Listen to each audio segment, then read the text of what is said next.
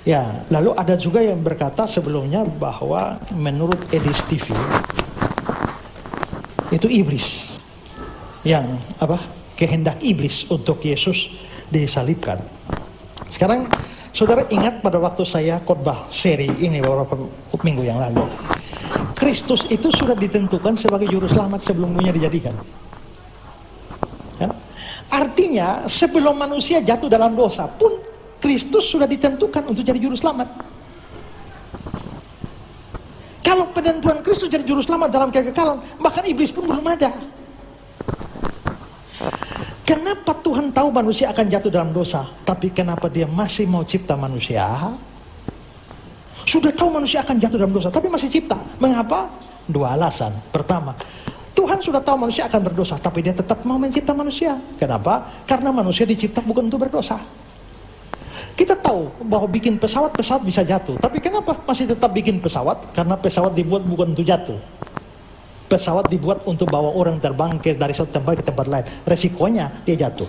Tapi kedua adalah karena Tuhan sudah punya obatnya. Obatnya adalah penebusan Kristus. Itu sudah jadi sebelumnya.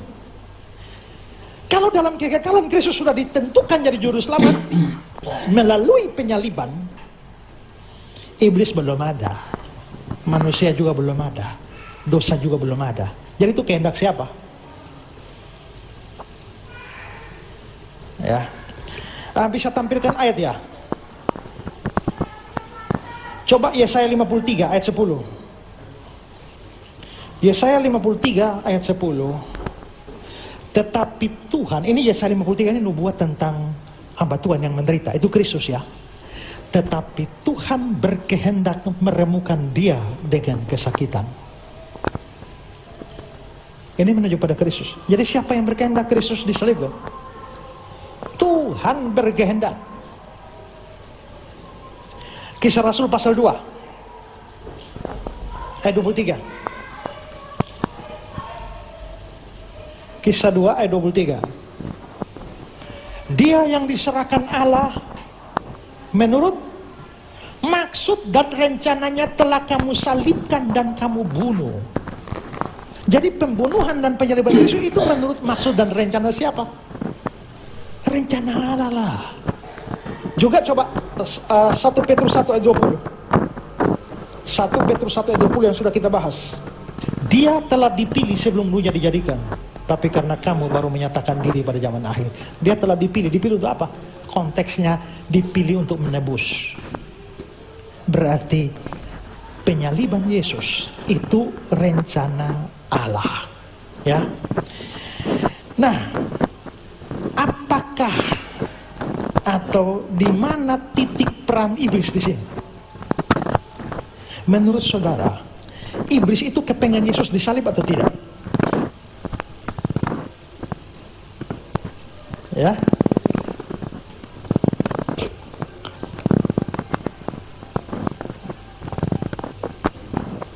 Halo. Ini beliau tanya kepada jemaat ya. Iblis tidak pengen Yesus disalib.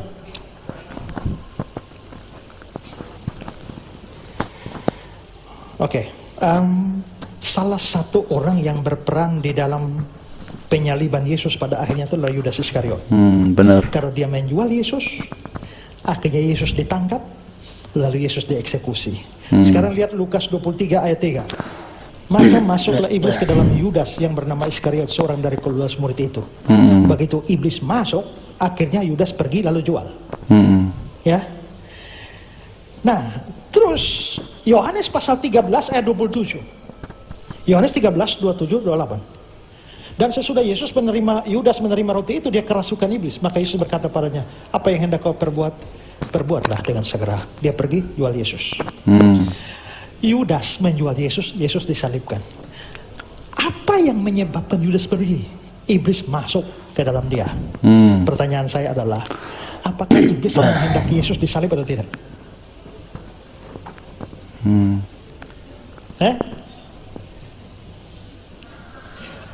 Kalau dia tidak menghendaki, ngapain masuk di Yudas? Maka dengan kata lain, iblis juga mau Yesus disalib. Iya. Nah, Iblis juga mau. Kalau begitu sebenarnya penyaliban Yesus itu kehendak Allah atau kehendak iblis? Kehendak dua-duanya.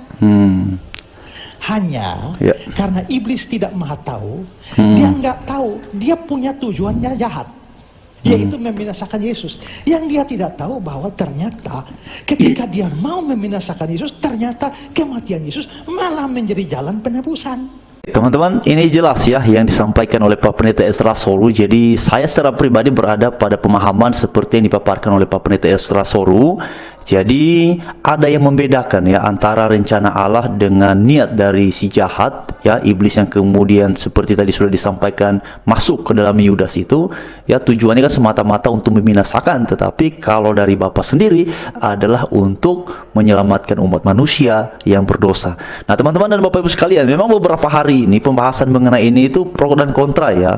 Kalau saya tadi sudah sampaikan ya posisi saya di mana, pro dan kontra saya lihat tuh di dalam beberapa komentar ada yang kemudian setuju dengan yang dipaparkan oleh Edis TV. Sebagian orang menganggap bahwa apa yang dipaparkan oleh Edis TV itu masuk akal, katanya lebih logis ya.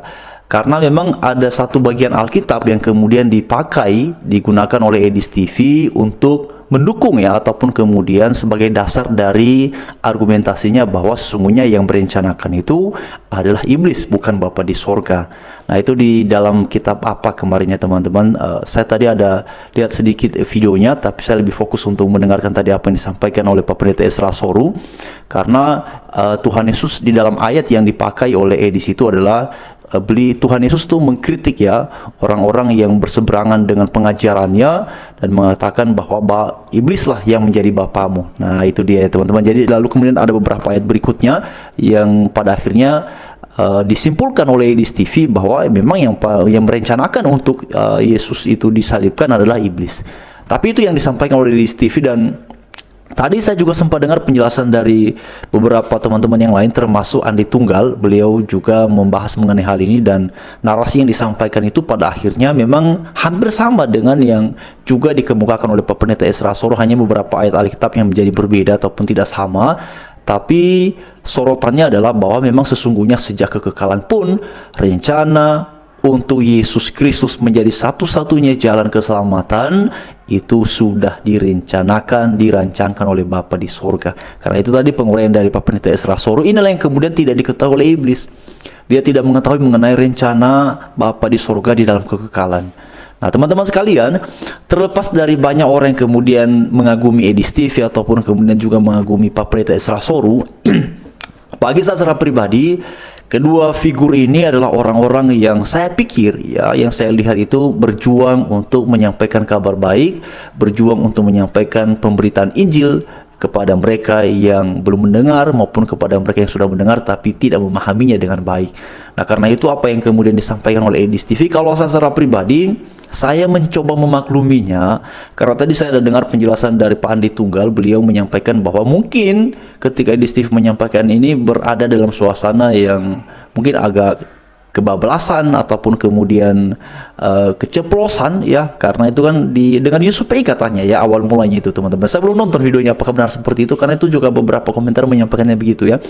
Tapi kalau saya memahaminya secara pribadi, mungkin itu karena Edis TV berpedoman pada ayat itu saja ya, berpedoman pada pasal itu yang dibaca, sehingga pada akhirnya menarik sebuah kesimpulan ya. Jadi menarik kesimpulannya ini berdasarkan pada sumber yang sifatnya ini parsial kawan-kawan. Jadi sepotong seperti itu lalu kemudian ditariklah kesimpulan ataupun kemudian narasi yang kemudian menjadi berkembang dan menimbulkan pro dan kontra. Karena sebenarnya juga saya lihat itu Edis TV kan hadir ya di roomnya Pak Bom ya. Jadi beliau Edis TV ini juga diberikan kesempatan untuk menyampaikan, dan ada pertentangan pendapat memang antara Edis TV dengan Pak Bom. Tapi kalau saya secara pribadi melihatnya begini, inilah gunanya manfaatnya kita ada di ruang publik seperti ini.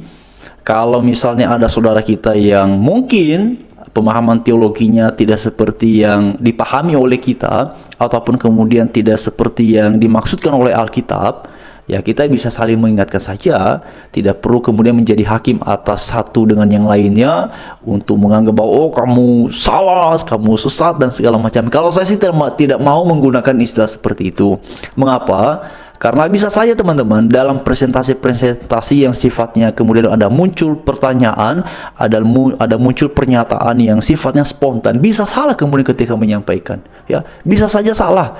Saya pun dalam beberapa sesi live itu teman-teman pada waktu-waktu yang lalu ketika sering live, ya memang pada akhirnya bisa saja terucap sesuatu yang sebenarnya tidak kita kehendaki untuk ucapkan, tapi terucap begitu saja ya.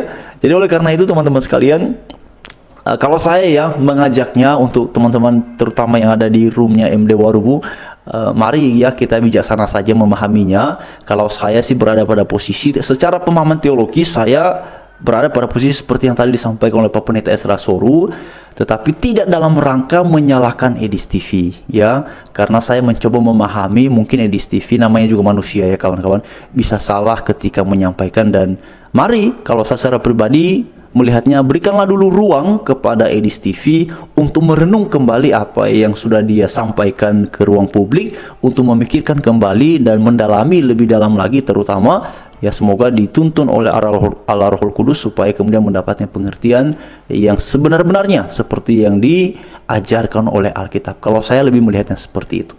Tapi bagaimana dengan pendapat kalian yang masing-masing kita?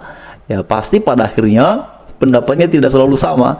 Tapi sekali lagi, mari jangan menghakimi Pak Ezra Solo juga, karena saya lihat tuh komentarnya ada yang bilang, oh Pak Ezra Solo ini penjelasannya ini katanya ya lebih masuk akal Edis TV. Ya memang pada akhirnya silahkan ya seperti itu ya. Tapi kalau saya melihatnya berada pada posisi, saya setuju dengan yang disampaikan oleh Pak Pendeta Ezra Solo, tapi tidak dalam rangka menghakimi Edis TV. Karena mari kita berikan ruang, kesempatan kepada Edis TV pun juga untuk mengecek kembali ya apa yang kemudian dia pelajari sehingga kemudian ia sampaikan ke ruang publik, dan itu memunculkan beragam reaksi. Ya mungkin Edis TV juga bisa merenung, mengecek lagi kira-kira apakah maksudnya seperti ini, apakah sumber yang kemudian dipakai cukup bagian itu saja, cukup ayat atau pasal itu saja, atau perlu kemudian juga mengecek lagi seperti tadi beberapa pasal yang disampaikan oleh Pak Pendeta Ezra Soru.